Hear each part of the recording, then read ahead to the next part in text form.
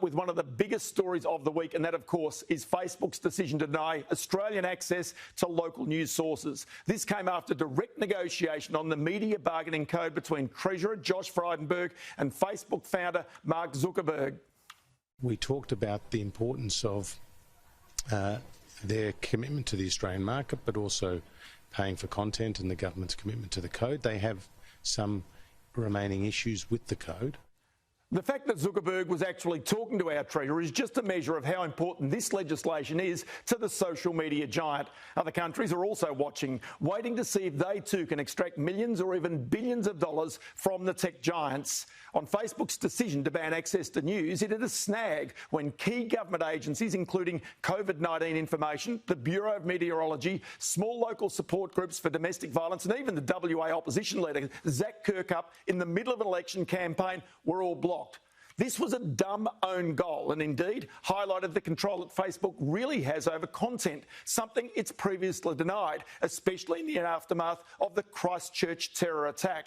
The key here is Facebook's newsfeed. In its own words, your newsfeed is a personalised, ever-changing collection of photos, videos, links and updates from friends, family, businesses and news sources you've connected to on Facebook. Here's Facebook founder Mark Zuckerberg with venture capital company Y Combinator 4 years ago talking about Facebook's growth, its newsfeed and turning down a $1 billion offer from Yahoo in 2006. I got really lucky because not only did what I believed in end up working out, but it ended up working out pretty quickly, right? So it literally, I think this was in the summer of 2006, and by, I think the next month after that, we launched Newsfeed, right, which now 10 years later, looking back at it, is one of the most used products in the world. And then we launched the ability for anyone to sign up, which immediately started growing the community. So within a few months after turning down the offer, I think it was actually pretty clear that it was the right decision.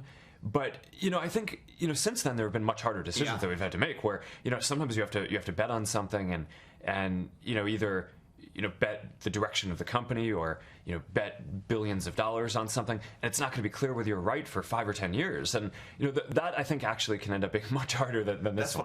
Google, in the meantime, took the pragmatic option and did deals with major media groups, including longtime critic News Corp, owner of this network, to ensure it maintained its news feeds and, importantly, maintained good relations with our government. Let's bring in here Sky News contributor and the Australian newspaper's economics editor, Adam Crichton. And Adam, look, Facebook right now appears to be out on a bit of a limb with the government because others around the world are watching. One thing that I observe about Facebook, however, is it seems to me it has no competition for social media. Unlike Google, which did have competitors, Facebook really has got a monopoly of that style of distribution of information here in Australia. No, well, certainly that's true. I mean, by their very nature, these social media platforms are natural monopolies, and you're quite right. So, Facebook definitely is extremely dominant in that field. They've just made a judgment that they think that by excluding Australian news from their site, that won't undermine the value of their product. So time will tell, whether that's true. I mean, certainly from my own personal perspective, Facebook now is far less interesting and less useful without the Australian news content there. 40% of Australians get their news from Facebook, so they will certainly notice a difference. So it just remains to be seen, whether Facebook does eventually blink and strike some sort of agreement with the government. But Facebook is now one of the biggest companies in the world. So a question here also arises, does Australia need Facebook more than Facebook needs Australia? Which way does this balance of power work? Well, look, I mean, certainly the government is not going to back down. I mean, they've made it very, very clear. So the legislation is going to be passed. So the worst case scenario for Australia is that, we end up without our news on Facebook.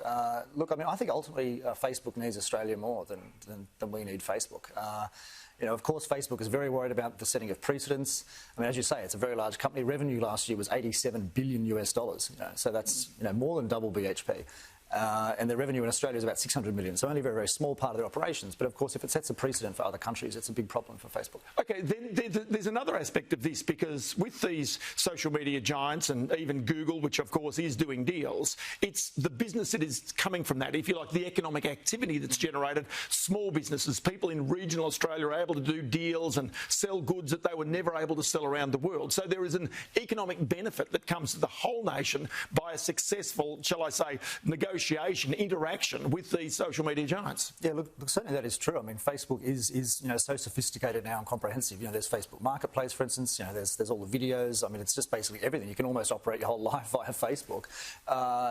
It is a natural monopoly, but look, I mean, they have kind of undermined their own product. So at least in theory, there is some scope for another business to try to set up a similar site, but extremely difficult to compete. I mean, once a natural monopoly is entrenched, they have zero marginal costs of supply.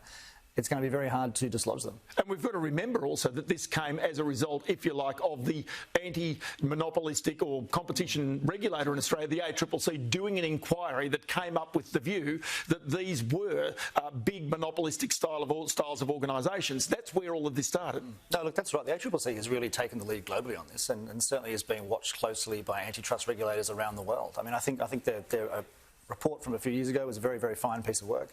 And I think it's a very elegant solution, because rather than just, clunkily taxing the tech giants and then trying to somehow give the revenue to media companies, they're just basically making it direct, from the tech giants to the media companies. It's a much more elegant solution. OK, so this morning I want to change subjects here, because we've seen the Prime Minister out getting his vaccine, his COVID vaccine. You've been very strong about the prospects of, the economy bouncing back and the difficulties of trying to roll this out and get the herd immunity.